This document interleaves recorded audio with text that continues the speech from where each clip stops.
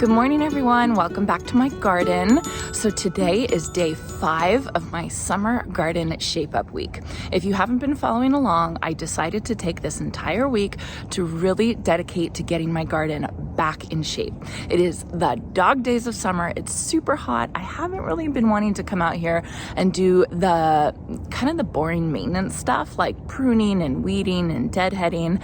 And so I really committed to this week to getting out here every morning and getting stuff done that I've been putting off. And I am so happy I did it. I feel so motivated. I feel so rejuvenated. My garden is looking better than it's looked in a very long time.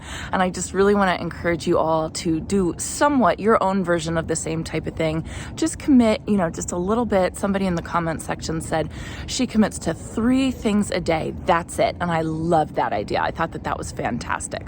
So today is Friday. Today is my wrap-up day. Today, I just want to get things done that I kind of missed out on the rest of the week. I made a very ambitious list for every day. And of course, I didn't get everything on that list done, knowing that I wasn't going to get it done. So today is I have a couple things to do. Like I want to mow the lawn. I want to put some mulch down, and I do want to spray some Captain Jacks because I am dealing with a little bit of aphids, a little bit of white flies. So I want to treat that. So those are the 3 things that I really have to do today. And then the rest is just catching up on things that I missed out on. I ran out of time earlier this week. So all in all, a good day. I am happy with my progress. Even now, even if I just stopped right here, I'd be super happy with my progress for this summer garden shape up week. So let's finish. We've got 1 day left. Let's see what we can get done. So first on my list today was getting this gated garden bed mulched. Just last week I had added all this beautiful vinca and that new arborvitae right there, and I did not get around to mulching, but before I did that I wanted to hook everything up on drip. I've been hand watering this vinca for the past week and I am ready to get it on drip. So I just used the inline emitter tubing every 6 inches, and it's the 1/4 inch tubing, and I just kind of snaked it around all over my vinca. After I was done with that, I went and I got some black mulch. This is black mulch that I just get from Lowe's in the bags. I have gotten it in bulk before, but I didn't need enough to do a whole bulk load, so I just had a couple bags that I took out and I added to this gated garden bed. It was such a beautiful morning. Look at this vista with the sun coming up behind the trees. Absolutely gorgeous.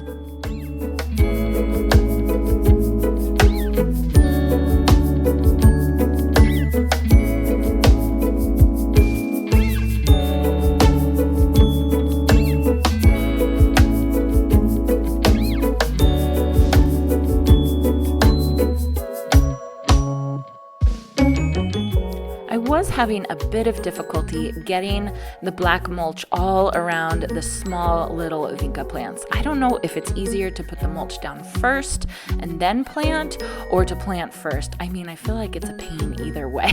So it ended up taking me quite a while and I didn't do the best job, but you know what? I got it done and I got some black mulch in, and within a week it's going to fade to be very close to the same color as the old mulch.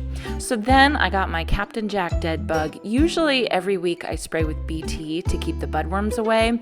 However, I have noticed that I have a ton of white flies and a ton of aphids on one plant in particular. So I figured today, instead of using BT, I was just going to use this Captain Jack dead bug. And I don't love using this. It's a spinosad. I don't usually love spraying this in my garden, but when it becomes kind of an issue, I will spray it. And that purple hyacinth bean on that sign right there, that was the main plant that I was having trouble with. There are aphids all over that plant and it's too high up for me to go and squish them with my hands. So I just decided I was going to spray the Captain Jacks. Then I went around and I sprayed all my annuals just to make sure that the budworms were going to stay away. And so I'm happy I got that done. After I finished with all the pest control, I started in on my honeysuckle that I have growing on these trellises around my backyard. And these trellises were here when we moved in. I get a couple questions about that. I just wanted to make sure that this honeysuckle was in check. I do this about 2 or 3 times a year, and I just go through and I prune the really long runners that's just twirling around my limelight hydrangeas and getting on my neighbor's fences, just trying to make sure that these vining plants are kept in line. So what I was really focusing on today is I was focusing on all the honeysuckle that was behind the trellises, that was touching the fence. I wanted to make sure I had a nice open area right by the fence, and I wanted to see if anybody could guess the reason why I was focusing on this. It has to do with a project that I'm planning next.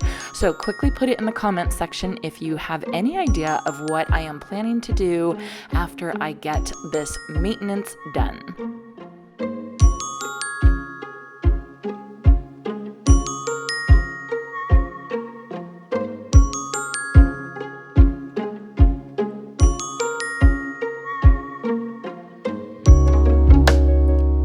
So I get a lot of questions about that white tutor I have there. That is a tutor that I actually made myself, and I do have a DIY video of one that I had made for my parents. You can see here, I don't even know why I do my hair in the morning because it gets to be a mess by 9 o'clock. So I have a DIY video of that garden tutor, and I will link it in the video description down below. So the last thing I wanted to tackle before I ran out of time was another thing that I had meant to get to earlier this week, and this was deadheading my Shasta daisies. And you can see all the ones that are blooming. Those are the Daisy May Shasta daisies, and they are looking gorgeous. And I have 2 different varieties that bloom at different times, which is kind of what I wanted in this area, and I'm super, super happy with it. All right, it is 10 a.m. I am officially done with my summer garden shape-up week. I am so proud of myself. I feel like my garden looks 10,000 times better than it did before I started this week, and it was just really making myself focus on the things that I didn't really want to do. Garden maintenance is definitely not my favorite thing. It's definitely not my favorite thing to do in the dead heat of the summer. And even when it's been kind of muggy this week, even today is a little bit muggy. But I'm so glad I did it. I'm so glad I took the time. It's kind of like spring cleaning. You know, if you just sit there and you say, all right, I'm going to get this done. This is what I'm doing this week. Here's my checklist. I live my life off of checklists.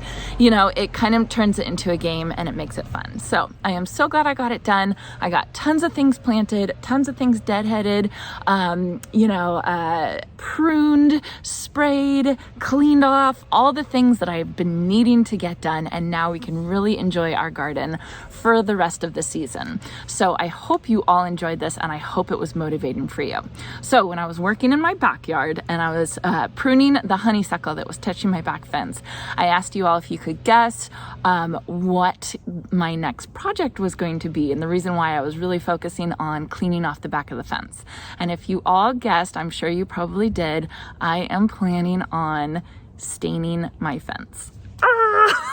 It's gonna be such a big job. That is why I wanted to do this summer garden shape up week before I took on such a big job like staining this fence. I mean, we moved in here, obviously, and this fence was here, and it just like faded into the background for me. I didn't even really pay attention to it. I didn't think about how bad it looked until I started filming videos and started looking at it and thinking, oh yeah, that could be better, right? I have to be honest, I've never stained a fence before. I'm not totally sure how to do it, but I will look it up and I will figure it out. So a lot of you gave the suggestion to stain the fence black or dark, and I thought, black fence? What? Huh? But then I started looking up pictures of it. I looked up pictures on Pinterest. I'll show you a couple of inspiration pictures here, and I am officially obsessed. I don't want to say black because I'm not going to go black. I'm not going to go like a deep black, but I'm thinking about some type of charcoal looking color, like a dark gray or something like that, so that the green plants can pop off of the darkness of the fence, and that'll match my iron/steel metal gate that I have in my front yard as well. So that is my plan for my next big project that I want to work on.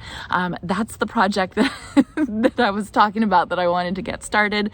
So I'm really, really excited about that. So My next task that I have to do now that all my maintenance is finished is I have to go to the store and get a bunch of samples so that I can figure out which color I want to stain my fence.